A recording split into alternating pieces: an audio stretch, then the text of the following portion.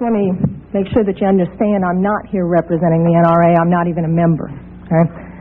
Secondly, I'd like to say that in your opening statements, you commented specifically on my testimony, saying that basically it had nothing to do with this issue. And I had to chuckle because then I noticed you had Mr. Brady up here, who was hit not with an assault weapon but with a .22 caliber revolver. So getting beyond that, I didn't grow up in a house with guns. I don't hunt. I personally abhor hunting.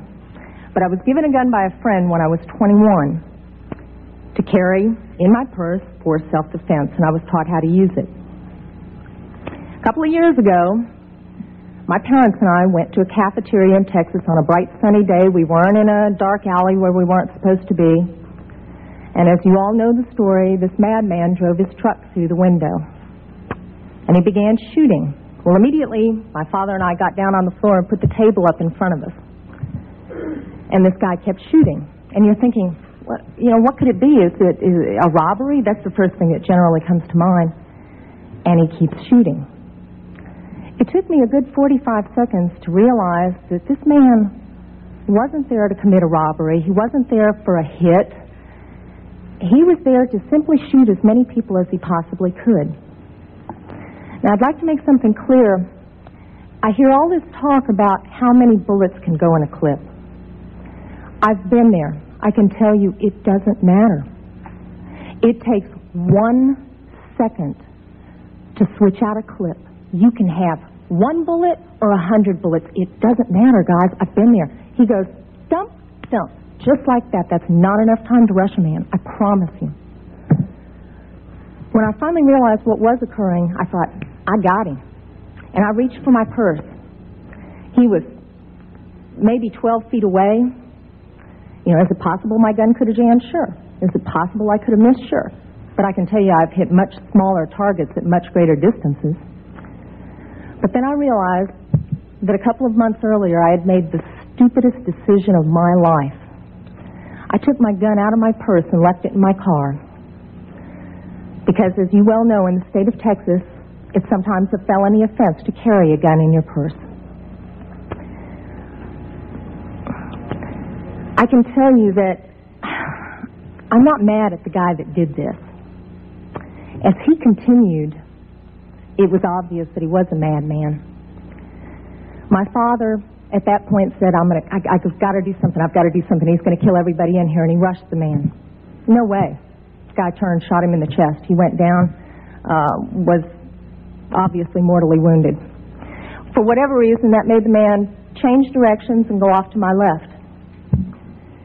Shortly thereafter, someone at the back of the restaurant broke out a window. When I saw what looked like an opportunity to escape, I turned around and I grabbed my mother by the shirt and I said, come on, we've got to run, we've got to get out of here. And then my feet grew wings and I was out the back window. As soon as I got out, I realized that my mother had not followed me out. And as I learned from the police officers, she had crawled over to where my father was and cradled him until the guy got back around to her, put the gun to her head. She looked up at him, put her head down, and he pulled the trigger. My parents had just had their 47th wedding anniversary. She wasn't going anywhere. As I mentioned, I'm not really mad at the guy that did this. And I'm certainly not mad at the guns that did this. They didn't walk in there by themselves and pull their own triggers. The guy that did it was a lunatic. That's like being mad at a rabid dog. I'm mad at my legislators for legislating me out of the right to protect myself and my family. I would much rather be sitting in jail with a felony offense on my head and have my parents alive. As far as these so-called assault weapons, you say that they don't have any defense use. You tell that to the guy that I saw on a videotape of the LA riots, standing up on his rooftop, protecting his property and his life from an entire mob with one of these so-called assault weapons. Tell me that he didn't have a legitimate self-defense use. Just one final statement. I've been sitting here getting more and more fed up with all of this talk about these pieces of machinery having no legitimate sporting purpose, no legitimate hunting purpose, People, that is not the point of the Second Amendment.